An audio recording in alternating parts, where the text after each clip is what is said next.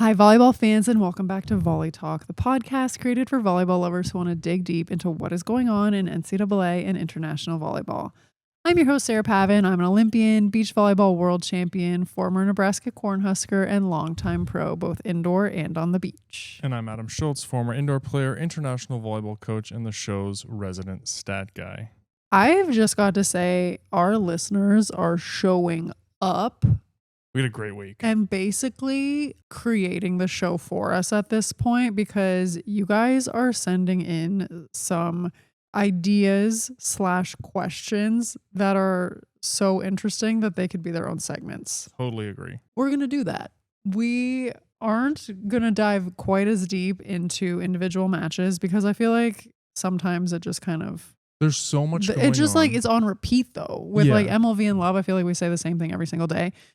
So we're going to just like... highlight matches that we've watched with maybe trends that we're seeing or things that we're picking up, but not dive into necessarily individual performances or numbers or stats. We'll save those for more playoff or more meaningful matches and just try and keep you up to date with what's happening in those leagues. And instead, we are going to do what you guys suggested and use some of your ideas as segments. So I'm excited to kind of mix it up, see how it goes. And wow, you guys had a lot of interesting thoughts after last episode. Love the questions, love the comments. We had some stuff going on aside from playing that so many people reached out about. So of course we have to dive in, obviously. So I'm really excited about this episode. So let's get started.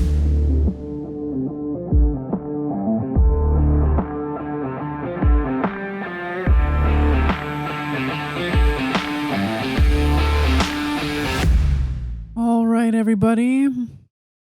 The question we have to ask each other at the beginning of every episode is your volley fantasy team a highlight or just a happening this week? I would say a highlight. So gosh dang it. I think I'm currently in 44th place overall, which not amazing, but not terrible. But all of my players have come off the books as of this week, and I'm up 10 grand on my budget, which is kind of from the beginning or from last week?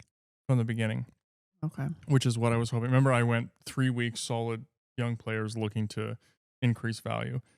I haven't scored the most points, but I have good value, I think. And so now I can start picking athletes that I want and trying to shoot up the leaderboard. So I'm hopeful. I'm happy for you. Yeah. I started out as a highlight when all of my players played on the first day, and then I just became a happening when everybody else's players played. Sarah likes to take a screenshot when she's at her highest level and share it with everybody. That actually never happened, but sure. Texted Adam. No, just kidding. I didn't. I did not take a screenshot. So she took a screenshot and then she took a screenshot of where I was sitting, which was below her at the time. No, again, these are lies. Do not listen to this. I got up to like 20 something and then everybody else's players played the next day. And then now I'm back to like 84. So I'm just a happening. Honestly, Charity Looper started strong for me. She had 105 points for me after her first match, and then she ended the week with 75, which is still, or something like that. Don't quote me on that. Which is still really good. But she had me so hopeful when she was at 105. Are you kidding me? Dang. So we actually had a couple questions about the app this week, and I was chatting with the developer to get the answers because I didn't have them. We had a couple people who were on the... in some of the Asian countries who were wondering about the app. It has now been released in a bunch of the countries where there's not a lot of hoops to jump through. So shout out to the people who reached out. I know we got a few new people joining us, which is great. And then the other question was, does an athlete score more points if they play twice in 1 week versus once in 1 week? And the answer is no. It's still a weighted average of all of the sets played. So it doesn't matter if your athletes play 1 or 2 games in a week. It's about how they actually performed in those matches. So just some clarification. We had some questions this week about that. See, the reason I was so upset that game got canceled last week is because a couple of my players really underperformed and they were going to be in that game that got canceled. And I was like, here's their chance to make up some ground. That's why I was mad. Yeah. Too bad Charity Looper's second game didn't get canceled. You would have been flying. Right. But it is so much fun. I'm always peeking in on the chat, participating every now and then. Keep signing up. Yeah, come play. keep signing up. Come play. I got so many messages this week of people saying that it has made them so much more excited to follow MLV, 100%. Same, totally. So join our fantasy league for the Volley Talk podcast at playvolley.com/Volley Talk. It's playvolley.com/Volley Talk. And hopefully next week I will be saying that my team is a highlight. Maybe. Probably not. Okay. Let's see. NCAA men's side. Hit me with the results from last week. Things happened pretty much as expected. Ohio State came out to the West Coast. They lost to UCLA in 3, lost to USC in 5. We had Pepperdine Long Beach State. Long Beach State won in 4. Hawaii had a couple good wins. The good teams are trucking. Yeah, I mean, nothing crazy happened. There were some good matchups, but we didn't see any like eyebrow-raising upsets. So things are smooth sailing there. On the MLV side, Indy is now alone at the top. They're followed by Orlando and Dallas. I was really disappointed with the Indy-Dallas game. Yeah, it wasn't great. I was expecting a banger, and Dallas just couldn't pass. It was frustrating to watch because I also had Tristan Savage on my fantasy team, and couldn't set her. That's that. I mean, we were not going to get into matches, but Indy did such a great job of serving seams, and Dallas had to make some adjustments in terms of passing and right sides, and they started playing better at the end of set 3, but it was too little too late. I think if they would have won that third set, it would have gone 5, but they couldn't get it on the rails quick enough, and Indy just served them off the court. Yeah, disappointing. But I do appreciate the creativity in, taking Kelsey Payne out, moving Maldonado Diaz over to the right side. Because she was struggling to pass. Instead, thank you. Yeah. This is what I'm talking about. Let's make some adjustments. Let's be creative. It didn't work out for them. But it was starting to. Yeah. It was 29-27 in the third after they got absolutely slapped in the first 2 sets. Correct. So anyway, yeah, I wanted that game to be better. Me too.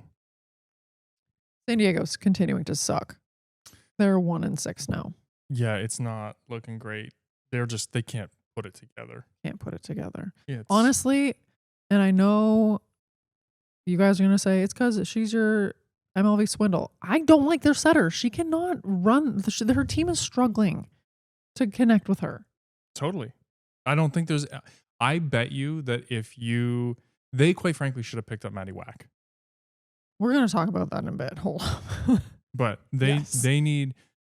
they're not a bad team. They need somebody to run the offense, and Alicia Glass must be absolutely ripping her hair out. Dust off those knee pads, Alicia. Have we ever seen an individual go from coach to starting 6 in the same season? I mean, can we do that? She could. She's got to be.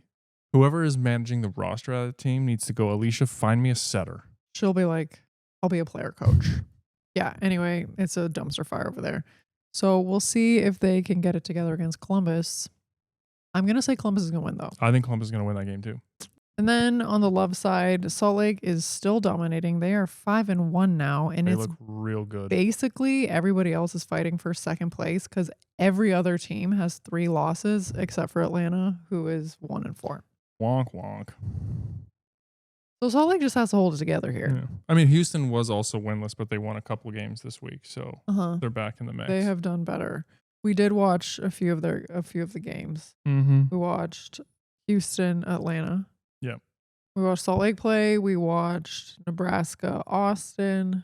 Yeah, we watched a bunch of love. We watched a bunch of love. What are your feelings, love versus MLV? Because I'm still on that MLV train right now. It's much more exciting to me. Yeah, so there's a few observations from Love, and I will give them some credit because I think they've made some interesting, good changes. I think the broadcasting teams. Yeah, they've brought in better broadcasting teams, which makes it worth listening to. I didn't have to hear 77 times watching Nebraska that Jordan Larson is called the governor. Yes. I didn't have to hear it. So maybe I think, once. Yeah, I think that part is better. I've noticed they're doing more teaching in their broadcasts, yes. which I think is a really good move for them. You want to educate your audience. So I'm a big fan of that.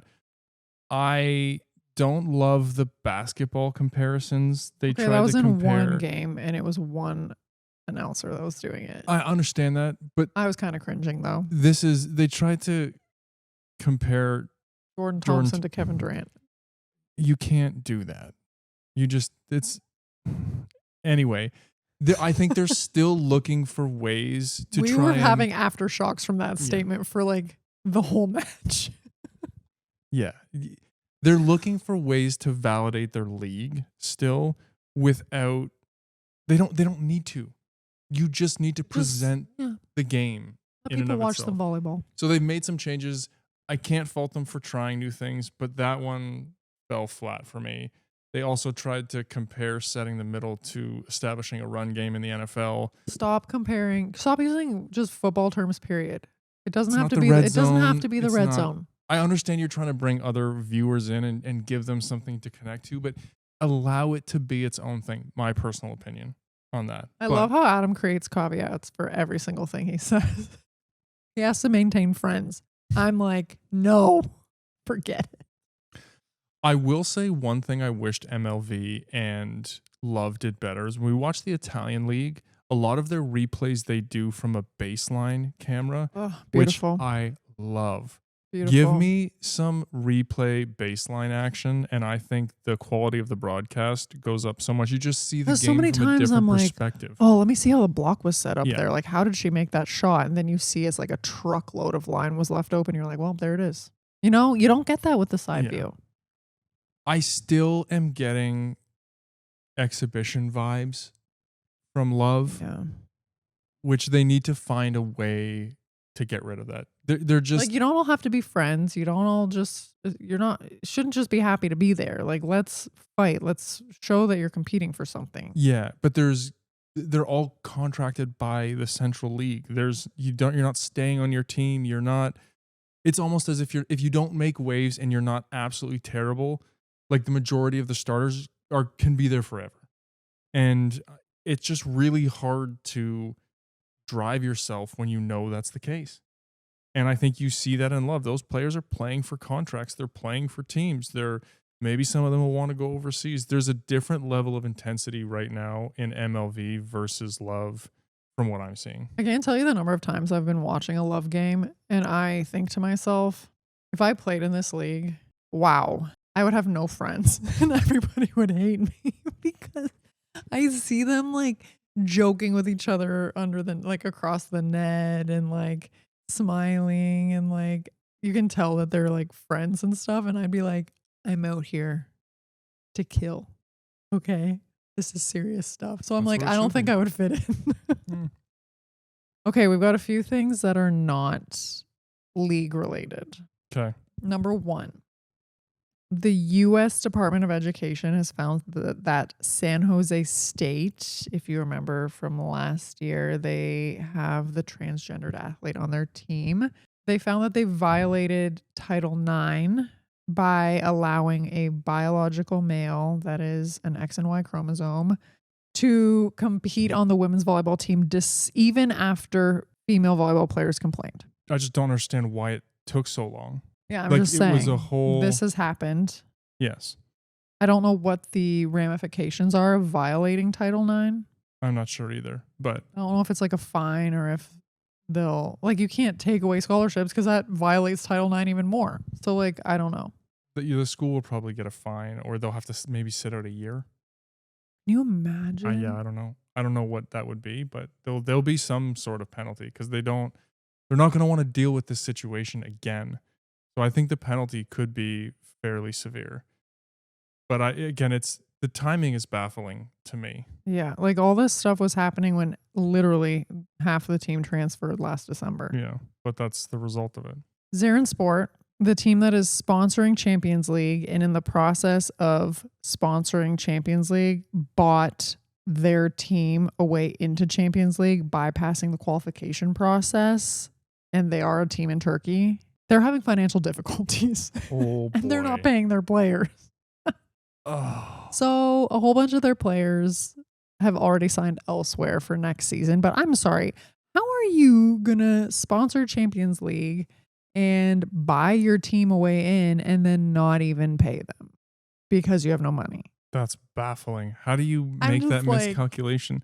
You know what your budget is. That's wild to me. So I've heard they're trying to get out of sponsoring Champions League. Who's going to pick up the slack? The FIVB, they have enough money, but still. Well, I'm sure they've already put a down payment or some sort of, there's no way they're getting that money. Sorry, I can't afford it now after I made all this hoopla about getting my team in. Nice try. What a joke. I'm curious to see how that plays out because those players are not going to be motivated to play. Well, no, their whole reason of like being a professional athlete is to be compensated for your skills as a volleyball player. If you're not getting paid, what reason do you have to go to practice or to games or whatever? This will be interesting to see how it plays out. Okay, the final item that we have to discuss. I got so many messages about this. Basically, it all started when MLV, the Atlanta Vibe, waived Maddie Wack, only for her to get picked up by Love Houston. The Instagram was going crazy. I lost Sarah for half a day down the rabbit hole. Again, he's lying. Okay, do not listen to a word this man says because that is not true. And then Jillian Grimes gets waived from MLV to get picked up by Love Madison. And now, rumor has it that Indy Ignite is going to waive one of their players. And rumor also has it that it's Kara Cressy to go to Love. Where are you getting these rumors from? My sources. My I sources wonder where on she's Instagram. gonna end up. A, what do you think about this? B, we've gotten so many questions being like, how is this even possible? And is this ridiculous? I mean, you know my feelings. I think everybody knows my feelings about Maddie Wack. I think she did an outstanding job. Why you would waive her is beyond me.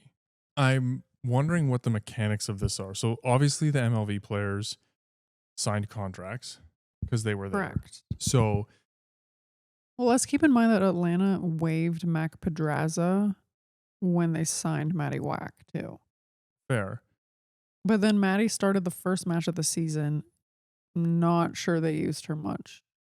Following that, One, Houston has an injured setter, right? Micah Hancock. Yeah. So I'm wondering if Love is poaching players or going to them and saying, hey, we have a spot for you. Do you want to play? And then they're going to their MLV teams and saying, hey, can you waive my contract? I don't want to play. I don't know. You absolutely, that would be bogus. Because you're basically ruining every chance you have of playing MLV again. If you're like, oh, can you waive my contract? Blah, blah, blah. I don't want to play here. No. Why is that any different than switching college schools? Because you're not doing it in the middle of the season. Another option is that there are injuries in Love. Houston and Madison do have a ton of injuries. Yep. I'm wondering if Love bought out those players from their MLV teams. I mean, that's kind of what I was getting at. You made it sound like you're like, yeah, the player just goes to the team and is like, can we stop my contract now? I'm done. No, what I meant was like there was an opportunity in Love, and the only way they could do that was if their contracts were voided by, or maybe Love, or bought out. Yeah, either or. They were trying to get out of. I feel like the two things are very different. Okay, fair enough. My point was, Love had an opening. Those players want to play in Love, and they're working through what the contract situation with those two. My thing is just like, why aren't I can't see Indy wanting to give up Kara Cressy. Okay, that one is speculation still. Okay. Grimes and Wack are for sure's. Yeah. But my thing is just like, Love is being so exclusive, only taking 6 players for like, if roster size is an issue and you're not accounting for injuries or whatever, let more people join your league. I don't know. Well, I think it's a bad look when you are saying that you're the better league and then you're taking players. I mean, I don't know. Well, that's the thing. Like, the impression out there is that Love is stronger. So now you're bringing people from the MLV to like fill your. It's just like so weird. I wish I knew what the situation around those are. If you waived, in my opinion, Maddie Wack just to get Okay, so Micah her. Hancock is injured. She is out with a neck injury. And Pagani recently, the libero for Madison, injured her ankle and is out. I understand it from Houston and Madison's standpoint. I'm saying I don't necessarily understand it from the MLV team standpoint, unless there's financial compensation, like you said, going back, which would make sense. You see that in European soccer. You see it in other leagues where players come up and play, have their contracts they're like bought out. they borrow an athlete for the season or whatever. But like as MLV, trying to like validate yourself as being a like legitimate option for strong volleyball players to play in, why are you getting rid of these players? Why are you allowing this to happen? I mean, maybe they're coming back once the injuries are done. Like, we don't know what the arrangements are. Well, like if a contract is waived, doesn't that mean that they're let go? Yeah, I don't know. I'm not sure. In the NHL, when a player's put on waivers, what does that mean? That means they can be picked up by another club or they go and play for the minors. But they have the ability to come back. Yeah, and the practice squad for MLV doesn't exist anymore because they wanted a higher budget for their main team. Yeah, we'll see. I mean, letting those it's just caliber so players silly to me. Doesn't make sense. But I'm sure we'll get more clarity in a couple weeks about what's actually going on. It'll be interesting. I don't think we will.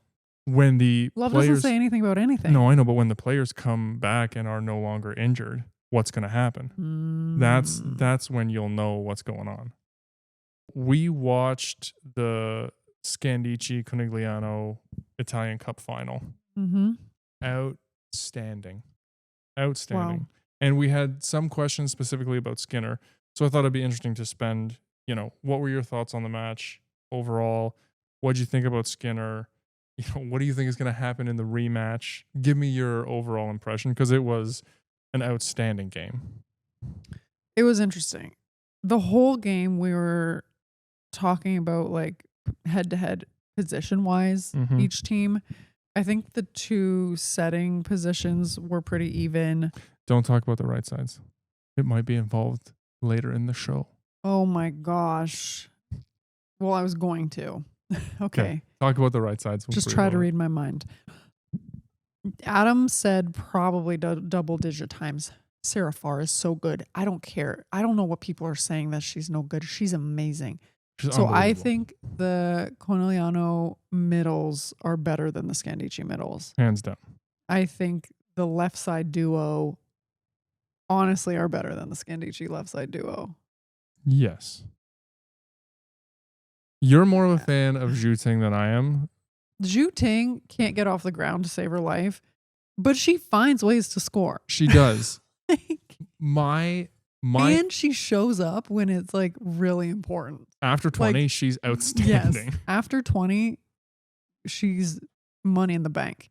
Does she have to get taken out in the back row once a set? Yes. Does she work to get more than a one-step approach in transition? Her approach is one step. Probably another reason why she's not skying. But she finds a way. And I have respect for her. Gabby, so good. So good. Honestly, Skinner are good. They do a good job. Do I think Skinner is as good as the other left sides on the court? No. Does she look out of place? No. She runs a pipe as well, if not better, than anybody on the court. Agreed. I think the pipe ball is her best attack. I think she's getting better. I do. I think her passing is improving.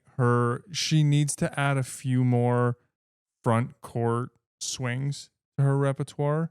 I think just to hold the defense in place. But she's making some good swings. This is so good for her. I mean, again, and we're talking about her playing against the best teams in the world and hanging and doing her job. No, she played for Curie last year. Yeah. Like Curie's a good team too. Like she definitely moved up the ranks with Scandicci. Well, I'm saying this is a final. Like these are the best two teams in the Italian league, the best players in the world. And she's right there. Totally. I thought she was good. I think she's doing really well. I think she's the US's best left side right now. I would agree with you on that. Yeah. I can't talk about the right sides. Isabel Hawk was unstoppable. She's so good. And the thing is too, is I want to like get young volleyball players to watch these women, or like even college players, and be like, These are strong, solid women who are the best of the best. Okay, we aren't talking about skinny little girls here. Like, these women are strong and powerful, and like, it is so great to watch them just be so dominant. And yeah, I actually thought that I had two differences in the match watching that. One was Conegliano knows how to win after 20.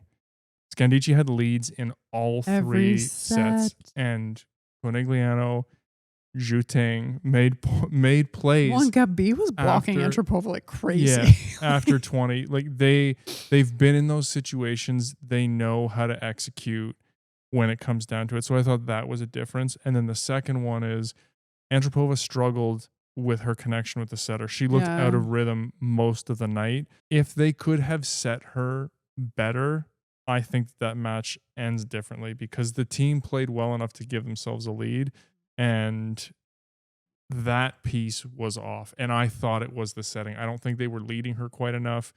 Some of the No, the sets back looked a row little balls were a little too far inconsistent.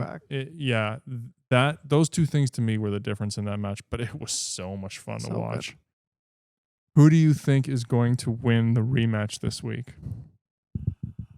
I didn't see who the home team was. Does it matter to you?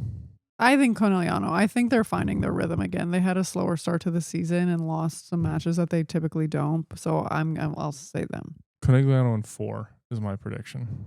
Okay, this is a listener suggested segment, everybody. The question/segment idea is, I would love to hear your wildest speculations or predictions on the future placement, MLV, Love, or International, and national team potential of this next year's NCAA senior class. 7 athletes were named, so let's do it. Here we go. Athlete 1, Andy Jackson. I think she'll go to Love. I think she should go overseas.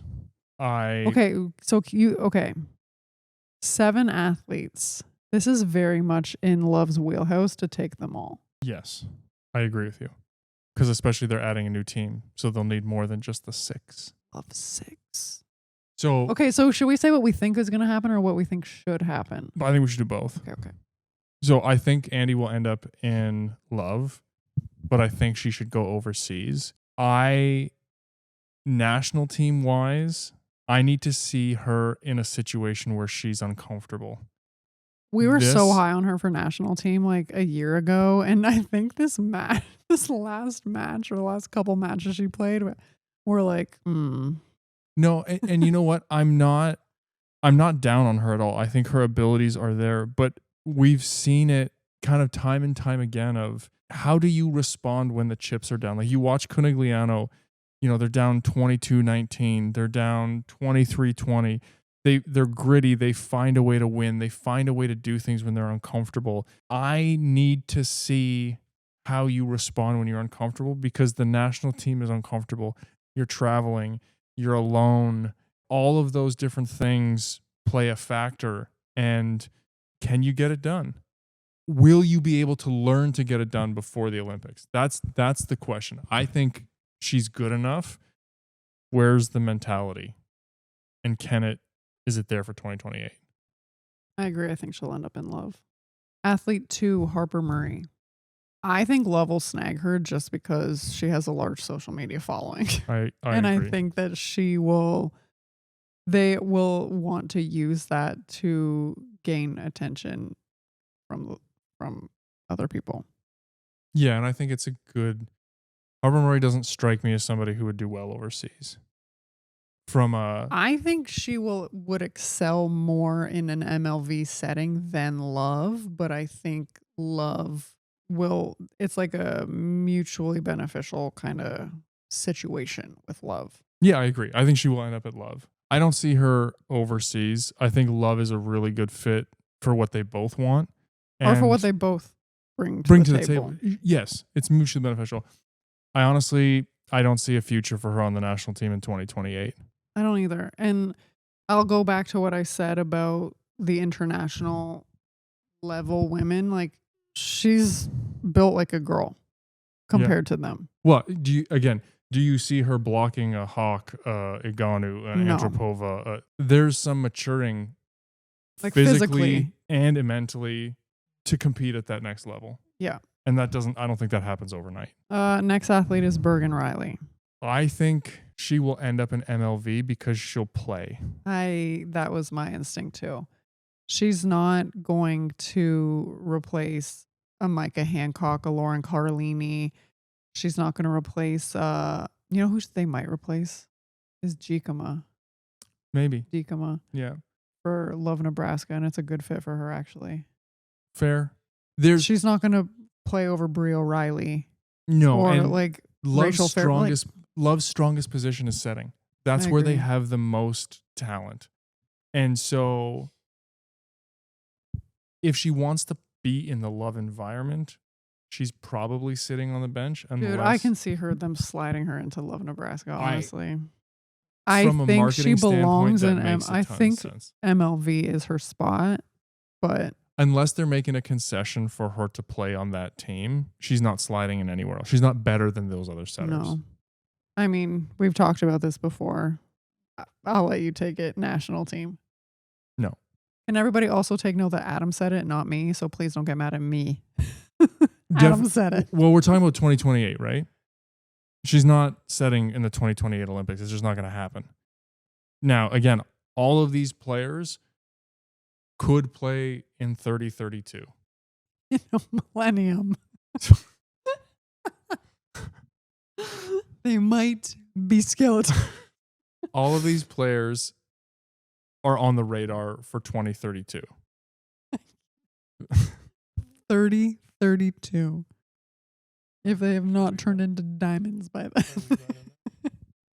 Okay. Let me rephrase that. Very few of these athletes are going to be ready to compete in 2028 with the goal being a U.S. medal. Now, does that mean that 6 years down the road, 2032, they're not mainstays on the national team? No, but they're just not ready yet. Okay, next athlete is Tori Stafford. This is the one that I think potentially gets snubbed from Love if they're only taking 6. Oh, I agree. I think I want her to go overseas. Out of the majority of those athletes, out of all of the ones we talked about so far, I think she has the highest potential to go overseas. I like her all-around game. She would benefit from a season of doing what Sarah Franklin is doing. I think her ceiling is very, very high. I think she has a good mentality. I think she's very physical. I like what's there, but again, go be uncomfortable. Go train under a different style. Go see what you're made out of.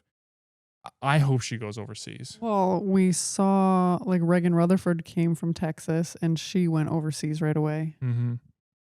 I hope she has somebody in her ear helping her make that decision because I think she could be a very good international player for a decade. So you're saying yes to national team? I don't think she's going to beat out the current left sides. I think she will be on the B team. She's not going to the Olympics. Okay, Olivia Babcock. Overseas. I agree. I think she belongs overseas. I think she will go. I'm wondering if she'll drink the Love Kool-Aid, though. I think she needs to pull a Cami Minor and just go right over there. 100%. We don't know these people, but she just seems like she knows what she wants and she does what she needs to do to get there. That's just the vibe. This is Adam's emotional intelligence showing through. He doesn't know this woman at all. No, but he's like, I can read you. That's the vibe I get. And so I think she will go overseas. And she's already been on the national team. Yeah. She's in the running to be their starting opposite. Kennedy Martin. Oh, man. This is the hardest one for me. She would dominate in MLV. There aren't a ton of really good right sides in MLV. Like literally, it is my lowest priority pick on my fantasy team because I look at the list and I'm like, absolutely not. I don't know. She doesn't give me like that Love vibe though. You know what I mean? No, I agree. Like, I don't know. I watch Love and I feel like the players all have the same vibe. She doesn't fit it for me. I can't articulate it, but Yes. I feel the same way. I'm also not sure she would go overseas. Oh, yeah, this is a hard one for me. She's question marks all the way around, and I'll have to admit that. Okay, if you had to pick something right off the bat, what would it be? MLV for 1 year and then overseas. National team? I mean, Who do you put above her or Lidnicki? Lidnicki for 2028. Really? Yeah. She has more experience. I think. Like a one summer? Yeah, but I think Martin's ceiling is probably higher. But I don't Olivia Babcock blows both of them out of the water to agree. me because Olivia's defensive abilities improved so much and she's such a good blocker. The other two for me are more just attackers. Agreed. That's fair. Last one, Brooklyn DeLay. MLV for me. I get an overseas vibe. I'm sticking to MLV. She yeah. National team? No. I really loved this question. That was an outstanding question. I'm sure all of you have so many opinions and so many thoughts. Hit us up. Hit us up. The YouTube is going to be popping for sure. Can't wait. And thank you to the person who submitted this question. I loved it. All right, it's game time on the podcast. And today we are playing Would You Rather Volleyball Edition. So this is Have why... we done this one before? I don't know if I've called it something else or... I'm not sure. I don't know what edition of Would You Rather would be on this podcast, but I appreciate the clarification. I mean, I don't know if I named it something else, but the thought process is I'm going to give you two options and you are going to pick which one you would prefer. Oh my gosh, this is why you didn't want me to talk about the opposites. Correct. No, skip that one. The very first Would You Rather I had was Hawk over Antropova. Oh. Like forever or from the Coppa Italia final? In general, as of right now. Oh. Antropova has been like becoming my favorite opposite. I'm obviously so passionate about the opposite position because I was one. And she has like quickly been becoming my favorite opposite. Hawk was so good. Oh. Okay, I know who I'm going to pick. Okay, go ahead. Antropova. Oh. What? I like Antropova's overall game better, I think, but Hawk she hits the ball with a different pace. And it's heavy. It's heavy. Heavy. And she's got a great serve. I played against her in her first year of playing in Italy. She was what? Probably 19 at the time. Heavy ball.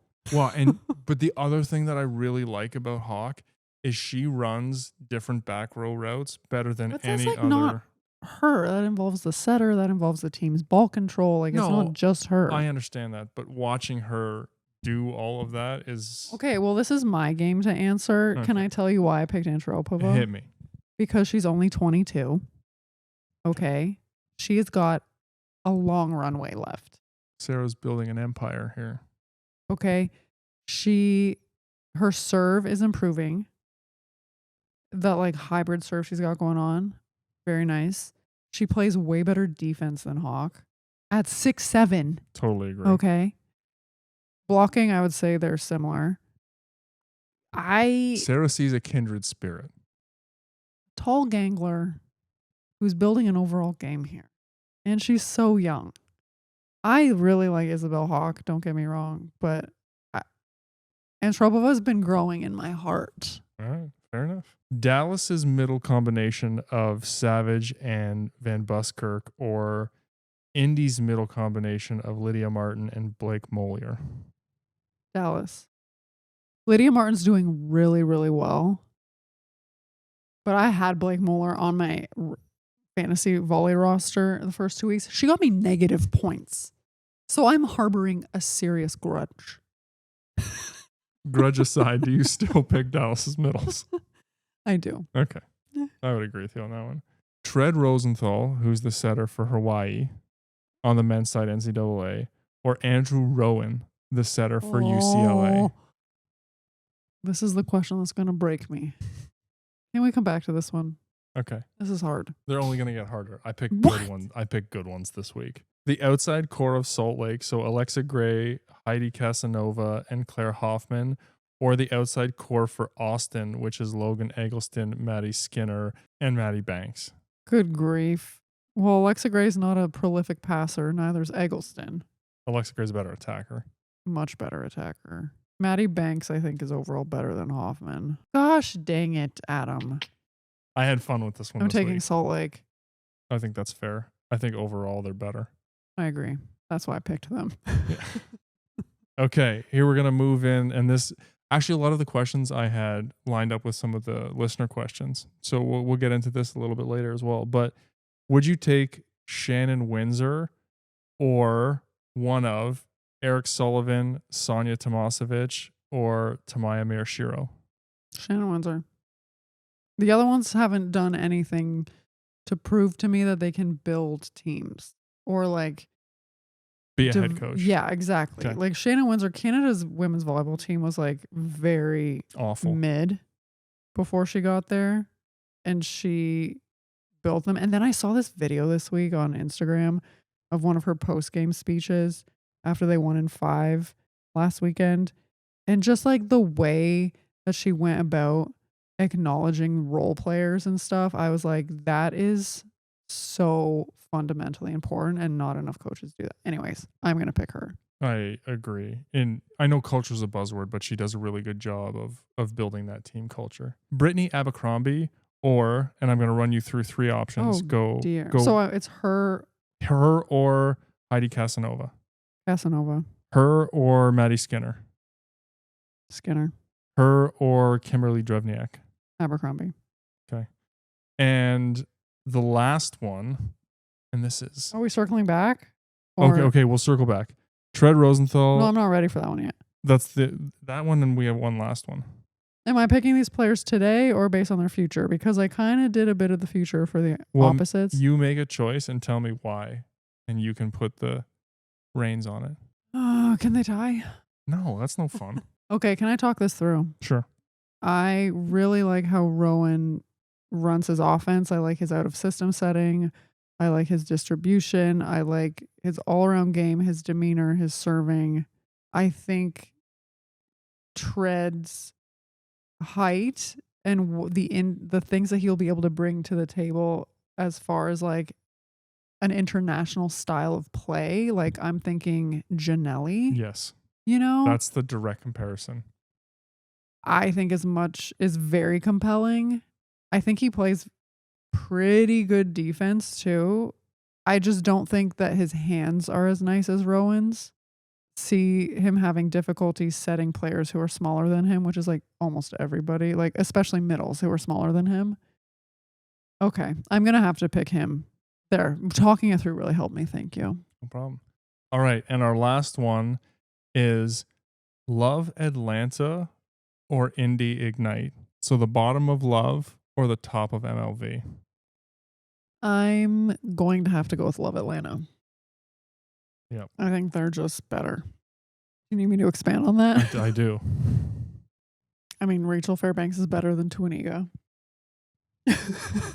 who cost Adam a lot of money.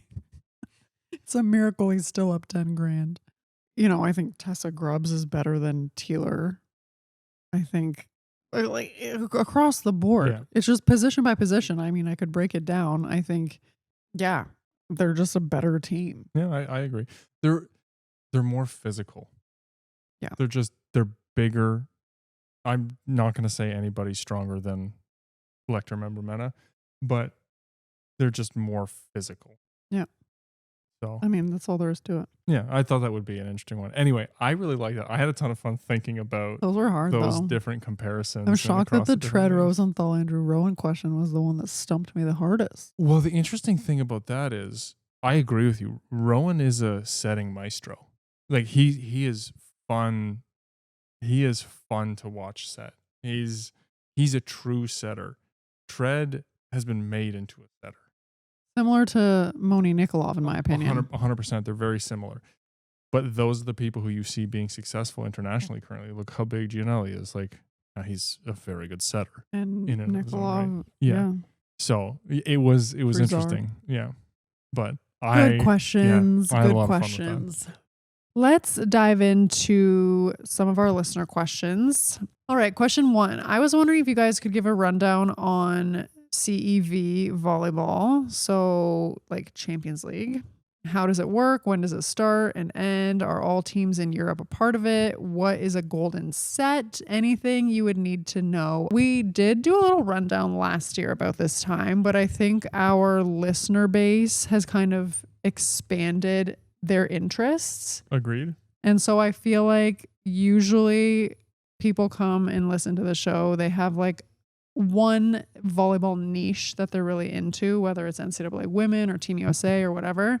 And I feel like our listeners have really expanded their interests. So I love that you guys are considering watching Champions League. If you are new and you missed last year when we kind of did the rundown, here we go. Champions League generally starts in November-ish and it goes until late March, early April. Basically, if you are playing in a top league, so I'll use women's leagues, for example. If you're in a top league, the league champion and the cup winner, so it's like a tournament within the season, both of those winners get to go and be a part of Champions League. So that's like the Turkish league, Italian, Polish, used to be Russian. Those are the top leagues in Europe right now. So they get at least 2 teams in. If you're in like a step down, like a Germany, a France, your winner gets to go. But if you're not in like the upper echelon or like the upper mid echelon, you compete in a separate event to qualify your team to go, basically. So that prelim round happens like September, October. Those teams play each other. And if you win, you become a part of the actual Champions League, which is 5 pools of 4. And then you go from there. So you'll notice that like Italy has 4 teams. That's because, and actually Turkey, because those leagues are so strong. You'll see in the women's league, for example, a team from like Serbia or Romania or Czech Republic. They only have the 1 team because the leagues are weaker, but they qualified through that secondary route. In pool play, you play a team home and away. So 1 week you'll play the host of the team. The next week you'll go to their place. Winning in 3 or 4, you earn 3 points for the win. Winning in 5, you earn 2 points. And losing in 5, you get 1 point. So if you win in 3, lose in 5, you win the head-to-head because you have beaten that team 4-2. If you win in 3, lose in 4, you each end with 3 points. So in a case like that, when the score is tied, that's when you go to a golden set to decide who is the winner of the head-to-head. A golden set is just 1 set played to 15 points, winner takes all. And it's wild because you will play it right after one of the matches. Let's say you're at home, you win 3-0, you go on the road, you lose 3-0, you immediately start the golden set in that gym, play to 15, done. So it's like you play 2 matches, quote unquote, at back-to-back at the same time. So if you're a higher ranked team, you will play away first and then you'll play at home so that if it goes to a golden set, you're playing the golden set in your own gym. That is what the golden set is. If you go and you win both rounds, then you straight up win and you win that head to head. I believe the golden set only comes into account when it's in playoffs. I think pool play, they just play it out and the top 2 teams move on. Yeah. So then you see the quarterfinals, the back and forth, semis, and then the final 4 all happens in one spot. Again, I will repeat, I'm pretty sure the golden set only happens when you're in the playoffs head to head with one team. I believe you're right.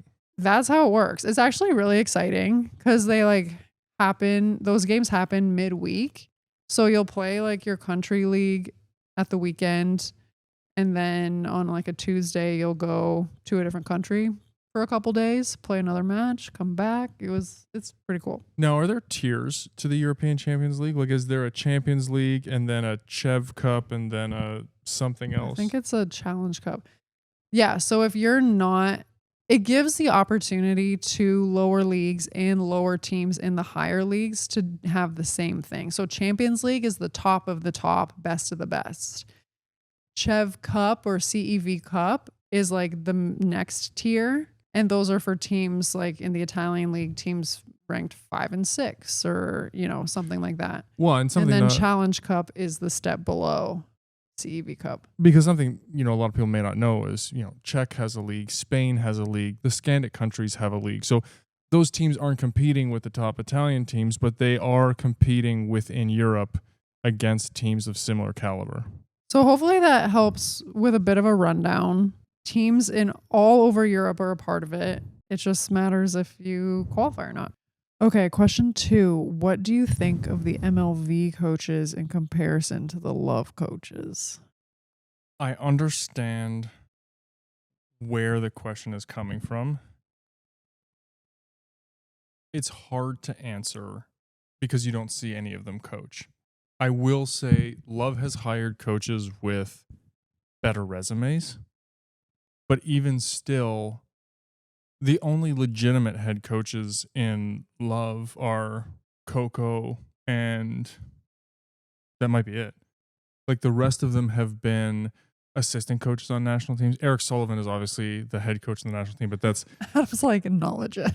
Well, no, but that's brand new. Like he doesn't have any clout yet. They haven't done anything. They haven't. Sonia Tomasevic has been an assistant coach. Burbringer was an assistant with the men's team. Exactly. The libero who's coaching Salt Lake, maybe. Yeah. It was also an assistant coach. So you have a lot of experience in volleyball in LOV, but not necessarily a lot of head coaching experience other than in LOV. In MLV, I think it's, again, you have a little less experience internationally, minus Shannon Windsor, I would say. Like Alicia Glass obviously played a ton, but doesn't have a ton of coaching experience. I would say the resumes are better, but that doesn't make you a better coach. Okay, question 3. As an indoor player, what would you do to transition into the beach game? What are some things to train and new skills to develop? I believe the person who sent this was a middle indoor. Okay. So if you're a middle indoor, train the passing. Passing. Yeah. The games are not similar whatsoever. Not at all. Once you get into it. I think the two biggest things that come into mind is the approach. Everything about the attack approach is different. We won't get into the details or the nuances. And then how you set up your defensive strategy is just so much different than indoor. Okay, I'm not going to go a completely different direction. If you want to win in beach volleyball and you're making the transition, learn to pass and set. Yeah, okay. Pass and set. If you can deliver a consistent set, and if you were a middle indoor, I'm assuming you'll be a blocker, transition setting is so important, and there are very few people who do it well. I would say if you can dial in a consistent set as far as like tempo and consistent location from all over the court, especially in transition, yes. Those are the difference makers. When I watch people play beach volleyball, the thing that frustrates me the most is watching them set each other. True story. I would say dial in that. And if you played middle or opposite or setter, just work on your passing fundamentals. And the thing about beach is you can get away with not really being a good passer because you're not running a complex offense. I took that question from a technical standpoint, but your answer is much better than mine. I was like, wow, Adam's getting into the nitty gritty here, like tactics. Question 4, can a coach be replaced during an Olympic cycle? If Sullivan's coaching style turns out to be unsuccessful in LOV and we have another underwhelming finish in future VNLs, could this cause enough concern to reconsider the head coach for the national team? 100%. You can fire a coach whenever you want. Yes, you can fire a coach whenever you want. The only question is, would they? What are the clauses in his contract about getting fired? Would they buy him out if they have to? Like, I'm sorry, LA is the US's time to shine. 100%. You don't mess around with an Olympics period, but you extra don't mess around with a home Olympics. Totally. Especially when you have been dominant in the sport for and one, 4 cycles. What is it? They've won 5 medals in a row. Yeah, something At like- least. Listen, again, if we're not taking politics or contracts or any of that into consideration, if they don't show marked improvement this year and perform at Worlds, I think there's a very high likelihood that they find a replacement. Question 5. If a teammate isn't playing well, how do you balance being supportive and encouraging and telling them to pick it up? Like, what do those huddles look like from a player perspective? You or me? I'm probably not the person to ask. Why don't you go? I feel like you're the diplomat of the group. It depends on who your teammate is. You have to know that person. Some people need a kick in the pants, and some people need you to rub their back and tell them they're the best and that they're going to get the next one. I mean, it's the same thing with coaching, really. It's exactly, you need to know what fires up your players. Somebody looked at me and told me I couldn't do something and that I was sucking. I played better, period. And some people can't handle And it. some people, yeah, it's individual, and that comes down to just knowing your teammates. I feel like there is a way, because I have played with people. I have not played with many people that since college since indoor. Because like indoor, I would say it's more more conducive environment to being real. Beach, not so much.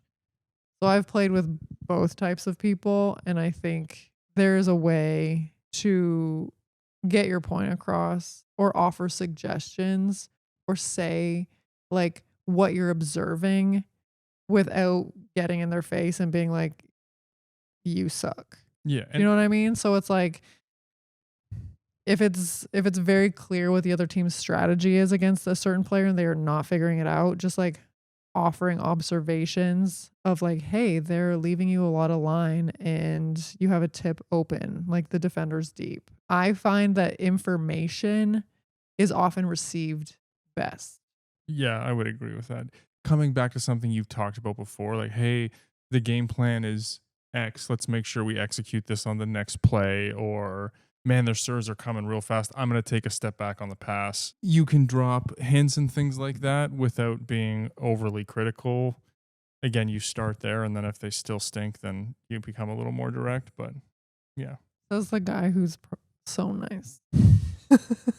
Okay, last question of the day. Do you know why a player like Lindsay Ruddins is not getting looks for Team USA? She's the backup opposite to Antropova at Scandicci and has done well when she gets a chance. Maybe she's turned them down. I don't know if they've approached her or not. I don't know what the details are there. I haven't heard anything. I don't know if they've approached her, if she said no, but in the last couple seasons when I have seen her get in for Scandicci, she's done a good job. Yeah, and the opposite position for USA, in my opinion, is wide open.